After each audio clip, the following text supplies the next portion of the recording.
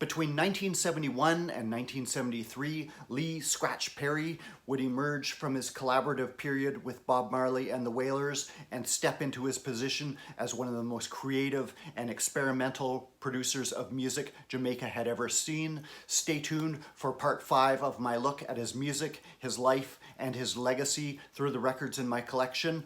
Hang on, guys.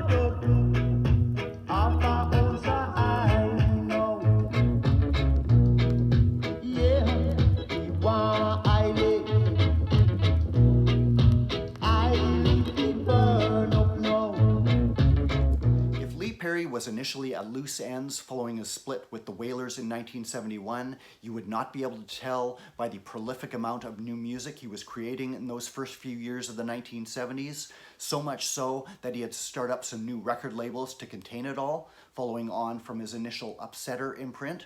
While I tend to focus on LPs as convenient visual signposts in this series, the lifeblood of Jamaican music at this time, and for many years to come, would be the 7-inch 45 RPM single, and Lee Perry's productions would be appearing on a steady, sometimes bewildering stream of these. His music was still very much instrumental based at this time, but he was working with a growing roster of vocal acts, singers such as Leo Graham, David Isaacs, even voicing the occasional tune himself, a lesser-known vocal group, The Stingers, with whom he did Give Me Power and Forward Up, working extensively with DJs in this time.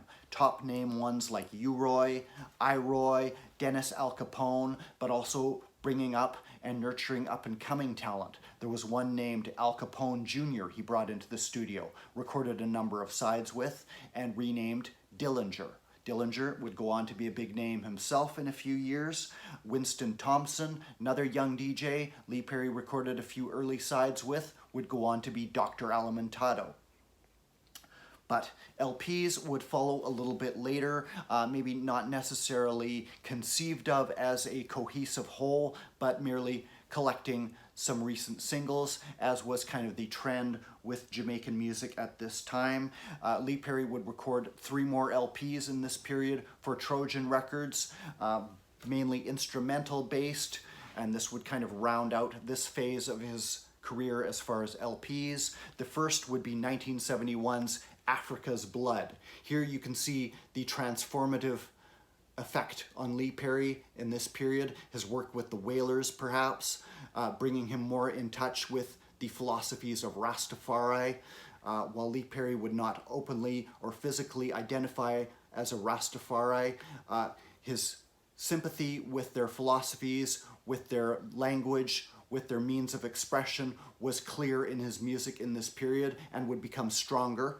Also, U.S. soul, a very strong influence on his music. The very first song on here is a vocal by Dave Barker. Soul vocal, Do Your Thing. Dave Barker then riding high in the UK with his songs with organist Ansel Collins as Dave and Ansel Collins.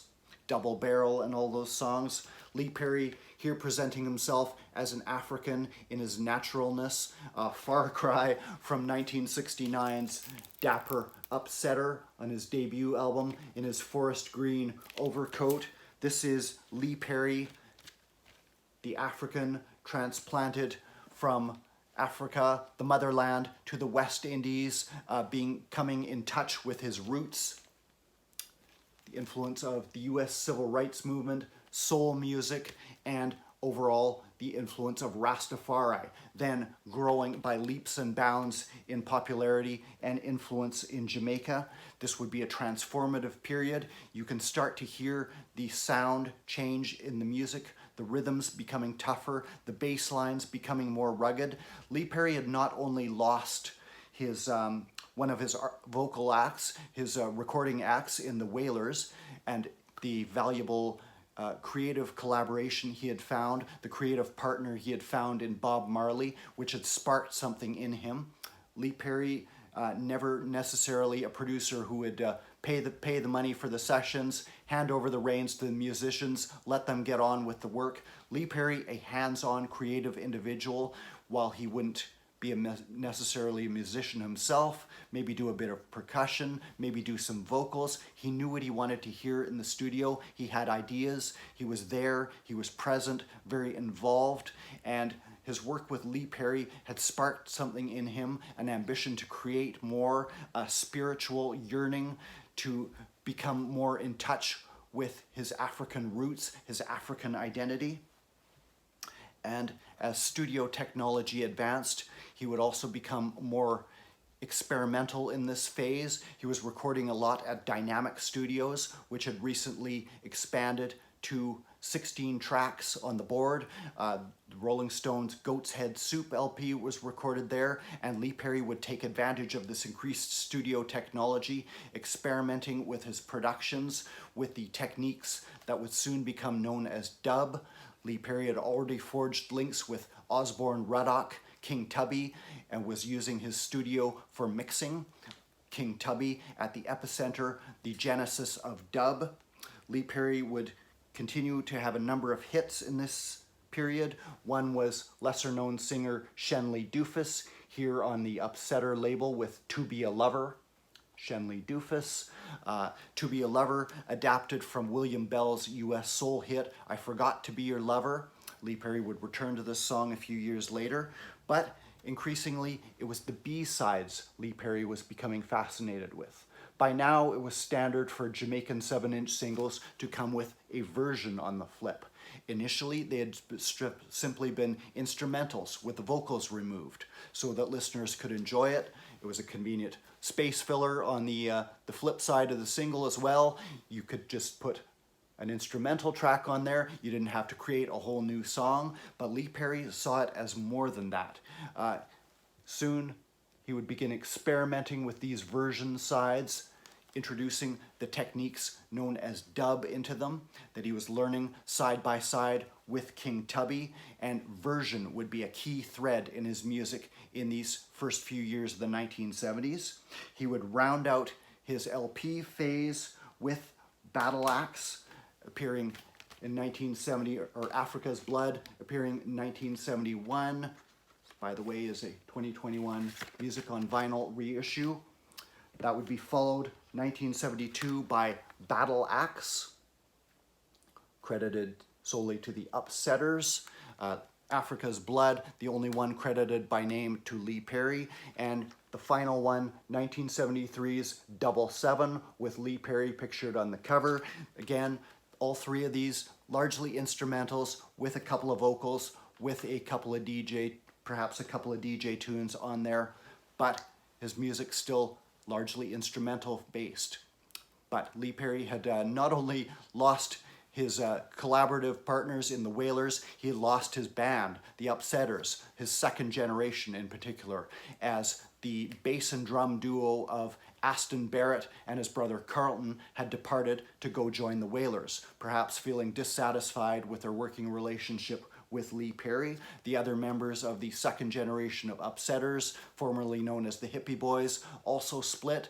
Lee Perry had to establish a new band of Upsetters, which he would establish as something of a revolving crew of hand-picked players. In this period, he would be working a lot with Ranchy McLean or Lloyd Parks on bass, Lloyd Tin Legs Adams on drums, or Hugh Malcolm on drums, and several other players as his further generation of Upsetters.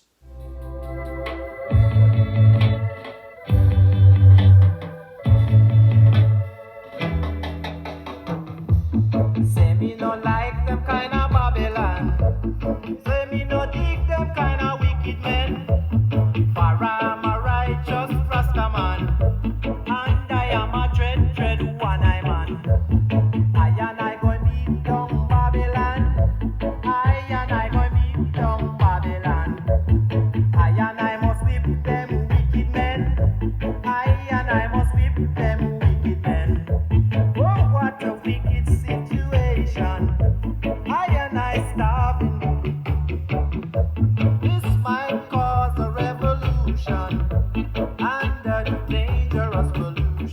heavier sound, the more militant edge, the rebel vibration, if you will, that was creeping into Jamaican music in the early 1970s, presaged perhaps in Lee Perry's productions with Bob Marley and the Wailers, in songs like Small Axe, like Soul Rebels, would reach a flashpoint in the hotly contested election year of 1972, which would see the blow-by-blows of the election campaign mirrored in songs coming out at the time, often coded in biblical terminology. Listeners knew exactly what the singers were talking about, and Lee Perry's productions reflected all of this. It would also deliver to him the vocal act that he could focus his attention on developing as an artist and expressing his own ideas through, following on from his work with Bob Marley. He was looking for another creative partner. He would find it in a singer named Junior Byles.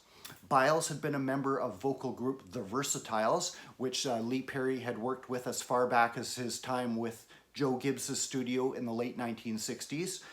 Junior Byles had recorded a debut solo single called What's the World Coming To, credited to King Chubby, one of his nicknames, produced by Lee Perry. You can tell just by the title, a lot of social consciousness in that song. Junior Byles was a very emotional singer, you might even say fragile. Very heartfelt songs, whether they could be frivolous, but increasingly they would become songs of social concern, of commenting on politics. Lee Perry would focus his attentions very extensively on Junior Byles as a solo artist in the early 1970s. The pair had a massive hit with Beat Down Babylon, an anthem of Rasta defiance, Rasta determination, which appeared on Lee Perry's new Justice League label. Justice League, comic book inspired name, Lee Perry's love of all things pop culture. He would sometimes head these up, if you can see that, produced and directed by Upsetter, Wonder Man. Lee Perry, the superhero, trying on all these fanciful alter egos, indulging his love of comic books, film, creating little movies, little clips through his 45s issued at this time. ITAL version, the flip side, the version would feature some whistling sounds and bits of vocal dropping in, isolating the bass, Lee Perry experimenting with the studio as an instrument in itself, much as his contemporary King Tubby was doing. Lee Perry using King Tubby's studio to mix very much at this time. The Beat Down Babylon song itself would be spun off into a number of further versions using the same backing track. This is what versioning is. Lee Perry would, while many other producers would be doing this, somewhat as a cost-saving or commercial concern, you could release a number of 45s, having only paid a backing band, a band of musicians to come into the studio one time and create one track, which could then be spun off into multiple 45s. Lee Perry would do this as well, but he would also use it as a creative outlet, creating something of an ongoing narrative that would be spun out across various 45s. Beat Down Babylon would continue on into further versions by Junior Byles himself and DJ Ja T as Informer Man. Outformer version by the Upsetters. Some of these versions strung together on the Version Like Rain compilation on Trojan Records, late 1980s reissue from Trojan. Spinning the rhythm out into various versions. Lee Perry would also collaborate with a friend and fellow up-and-coming producer by the name of Niney and do a further cut of the Beat Down Babylon rhythm called Babylon's Burning, credited to Maxie, Niney, and Scratch. Scratch making a bit of a vocal cameo on there. Maxie was a singer named Max Romeo, who was working extensively with producer Niney at this time. He had got his start working for Bunny Lee, had a big hit with the risque Wet Dream in the UK, but he had undergone a Rasta conversion and was doing heavily political content in this time as well, similar to Junior Byles. Lee Perry would record a number of sides with Junior Byles. There was Da Da in 1972, which was a contender for the Festival Song of the Year, showing a jollier, more whimsical side, appearing on yet another Lee Perry label, Wisdom, with 2 Zs. Da Da was Festival Da Da, a further extrapolation by the Upsetters. Lee Perry experimenting with the full capacity of dub to fulfill his ambitions, exercise his ideas. That song did not win the festival competition that time. It reached number 3, I believe. Toots and the Maytals' Pomps and Pride won number 1. The Long Way, yet another Lee Perry label, Orchid, Junior Byles, showing Byles' more melancholy side, which was definitely a part of him. He was a very fragile, emotional singer, would suffer very much from mental illness later on, reportedly even attempting to end his own life. But his period with Lee Perry was his most commercially successful one, would result in a debut LP called Beat Down Babylon, which was actually reissued in an expanded form recently by Dr. Bird Records on CD. Beat Down Babylon, the original cover here, expanded to 2 discs, rounding out Junior Byles' extensive recordings with Lee Perry. This is a late 1980s compilation. Leads off, of course, with Beat Down Babylon, with that festival song, the more whimsical, upbeat Da Da, a few sort of mournful, melancholy love songs, demonstration, an updating of his initial solo hit, What's the World Coming To? At the same session that Lee Perry had recorded Bunny Wailer's cut of Dreamland, one of his productions with the Wailers. Dreamland itself based on a doo-wop hit by the El Tempos from the US, I believe. Somewhat of an idyllic yearning for the African homeland. Junior Byles recorded that same day at the same session A Place Called Africa, which took a harder look at Black history as the legacy of slavery, as Africans brought by force from Africa back to the West Indies and looking back to Africa. Bunny Wailer's cut, taking a more idyllic view of the African continent. Junior Byles taking a much more pained look at the realities of history. Joshua's Desire. This was a direct commentary on the 1972 election where the Prime Minister challenger, the Michael Manley, who was challenging for the Prime Minister position, had styled himself as the biblical Joshua, with the Jamaican population as Israelites needing to be delivered out of bondage. And the Prime Minister, Hugh Shearer, of course, painted as Pharaoh or Nebuchadnezzar, King of Babylon. And Junior Byles commenting directly on the election with songs like King of Babylon, Pharaoh Hiding, Hail to Pharaoh. Hail to Power was a popular expression of Michael Manley. His popularity with the musicians on channeling the influence of Rastafari and harnessing the popular songs of the day, many by artists like Junior Byles, like Max Romeo, openly supporting Michael Manley, won the election, and he took the office of the Prime Minister in 1972. The rebel image of reggae music now firmly established and establishing real change on the island. And the humble, welcome to Blackboard Jungle. So don't you fumble, just be humble.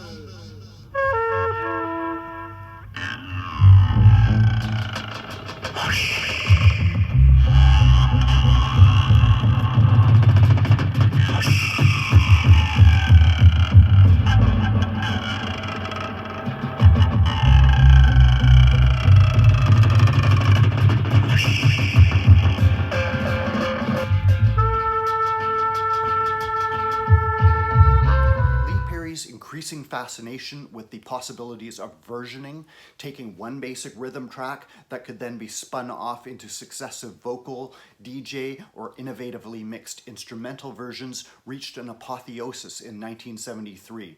Many of these versions, which appeared on successive 45s, can be best appreciated either through the original singles or on retrospective compilations, such as Give Me Power from Trojan Records, sequencing some of the different cuts on the same rhythm track side by side. Also Words of My Mouth from Trojan, focusing on the monumental Words rhythm, one of his big hits of 1973 by The Gatherers that he would version over multiple times. A deeply dread tune pointing the way to his future productions. Also spun off into Chapter 2 of Words, showcasing some of his other rhythm tracks. The end of 1972, going into 1973, would see Lee Perry produce a trilogy of instrumental albums which would show just how fascinated he was by the possibilities of remixing instrumental tracks, a process beginning to be known as dub. He had already taken the unusual step of releasing a sequel to his Soul Revolution album with the Wailers by releasing Soul Revolution Part 2, which was strictly instrumental tracks with vocals removed. The end of 1972 saw him release an album called Cloak and Dagger, which was released in two very different versions in Jamaica and the UK.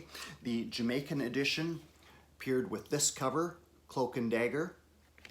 It was mixed in true stereo with channel separation and featured rhythm tracks, basic instrumental rhythm tracks, in most cases followed by heavily remixed versions. A process that several years later would begin to be known as showcase style when applied to a vocal album. You would have a vocal followed by a dub. Lee Perry prefiguring this practice. This is a Get On Down reissue from a few years ago, reproducing the original Upsetter record label. Cloak and Dagger. This would feature the title track itself. It would feature a version of Horace Andy's Skylarking rhythm as Rude Walking and Bad Walking, two different versions, one a straight instrumental, the other muting some of the other instruments to isolate the bass and drum. Remixing techniques beginning to be known as dub. Also featured the unusual Caveman Skank, which featured various sound effects thrown in and a spoken introduction by a Native American speaker. These sound effects sourced from a American sound effect record.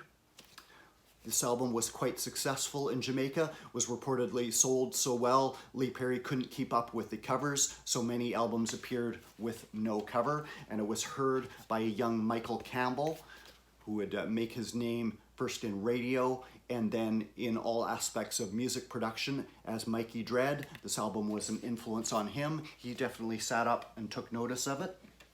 For the UK market, the album had its tracks resequenced and appeared with a different cover, also as Cloak and Dagger, featuring a striking cover image. Again, Lee Perry's love of film, of pop culture, showcasing his sense of drama, of theater here, with his common law partner Pauline emerging from a cloak, Cloak and Dagger. And this had a different track listing. This is a music on vinyl reissue. Recent reissue, took away some of the showcase aspects of it and altered some of the track listing. Was not as successful in the UK as it was in Jamaica. 1973 would also see Lee Perry put out an album called Rhythm Shower.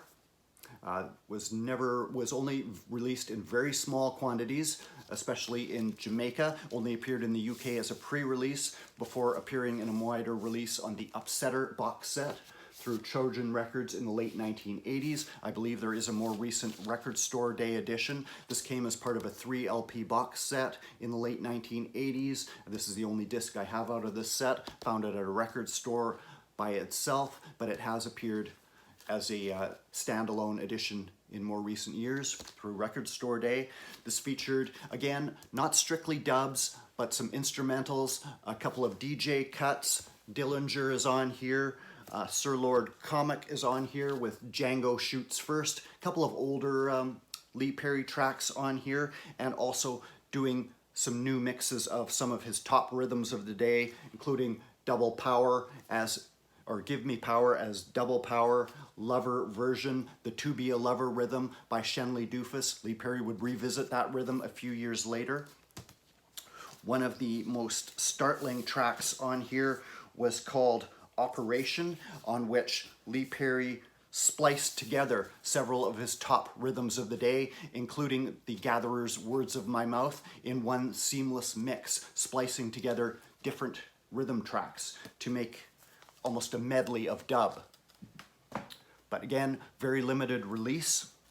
Finally, in 1973, Lee Perry would release Blackboard Jungle dub, one of the very first dub albums to appear on the market. Originally came with the title Upsetters 14 Dub Blackboard Jungle, reportedly only 300 copies mixed, was restored to its original format and an expanded track list by Auralux Records, overseen by Lee Perry biographer David Katz several years ago. Upsetters 14 Dub Blackboard Jungle, very limited pressing. This was done in collaboration with King Tubby. The exact nature of the work relationship on that album between Lee Perry and King Tubby is not fully understood, but King Tubby and his studio definitely involved in what would later become known as Blackboard Jungle dub. Would have to wait several years until the late 70s to appear in a wider pressing with this cover.